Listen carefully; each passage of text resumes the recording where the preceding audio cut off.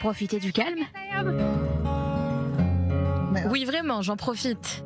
Tout près du kibboutz Sayelet à Shachar, dans la vallée de Choula, le parc Tel Hatzor, inscrit au patrimoine mondial de l'UNESCO en 2005. Une ancienne ville construite par Salomon et Josué, où vivaient un temps les Cananéens. Après d'innombrables fermetures, il fait partie des 7 sites du nord d'Israël qui ont rouvert ce mercredi.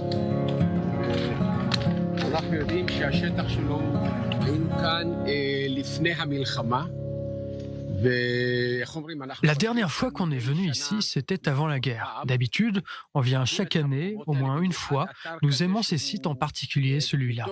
Parmi 200 sites en Israël, c'est le plus grand qui existe. Un site passionnant, avec plein de choses à voir. La différence est énorme. Quand on arrive sans le stress, sans l'inquiétude, on en profite 10 fois plus. Yossi et Géoula sont de grands amateurs de randonnée et d'histoire, de ceux qui sont leurs propres guides et qui étaient emplis de nostalgie.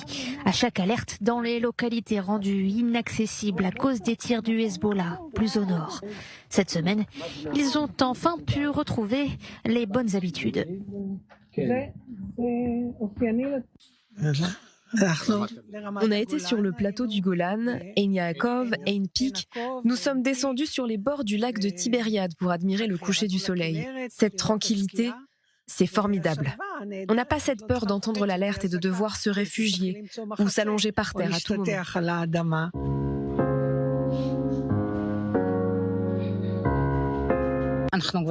On a commencé à recevoir des coups de fil au début de la semaine. Dès que la nouvelle du cessez-le-feu est tombée, les gens nous demandaient s'ils pouvaient venir visiter.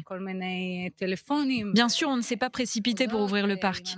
Il a fallu faire des vérifications, parcourir le site pour assurer la sécurité des visiteurs. Vérifier les sentiers, les arbres, l'électricité. 2 semaines avant le cessez-le-feu, la forteresse de Metzad Ateret, construite par les Templiers sur le Jourdain il y a 800 ans, a été abîmée par un impact direct de missiles tirés depuis le Liban. Elle avait été restaurée il y a 6 ans grâce à un investissement d'1,6 million de shekels. D'autres sites, proches de la frontière nord, visés quotidiennement par le Hezbollah ces 13 derniers mois, n'ont pas encore été inspectés et restent fermés. Il y a eu des impacts chez nous sur le domaine du parc national, mais pas à l'endroit qui accueille des visiteurs. Il y en a eu là-bas, au-dessus de la colline et derrière la citadelle où vous voyez le drapeau. Mais les vestiges eux-mêmes n'ont pas été endommagés.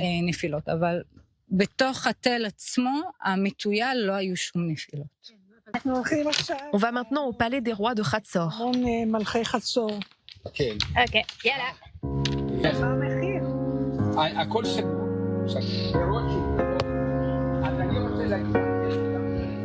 Il y avait ici un roi qui s'appelait Yavin, roi de Hatzor, qui imposait des taxes, qui persécutait le peuple d'Israël.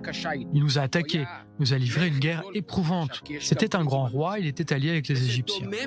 Ça ressemble beaucoup à notre époque, ce qu'on nous a fait subir depuis le Liban, depuis le sud, toutes les directions. On a entendu un boom à l'instant. C'était quoi? Il n'y a rien à craindre.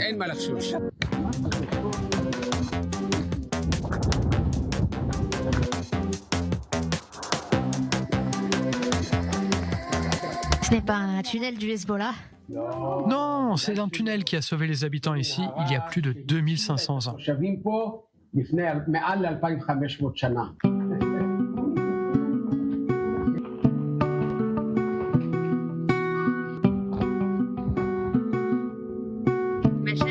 Le calme va durer, les gens reviendront nombreux.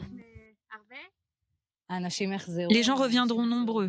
Le peuple d'Israël, ce sont des gens chaleureux qui aiment soutenir et qui aiment la nature. Et notre nature est belle. Ce serait dommage de rater tout ça.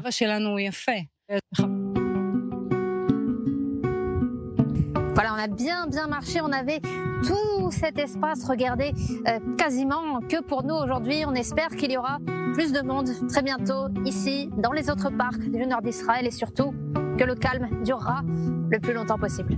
On vous dit bon voyage pour la suite. Amen. On va continuer, on a toute la journée devant nous. Ce n'est pas terminé. Bye.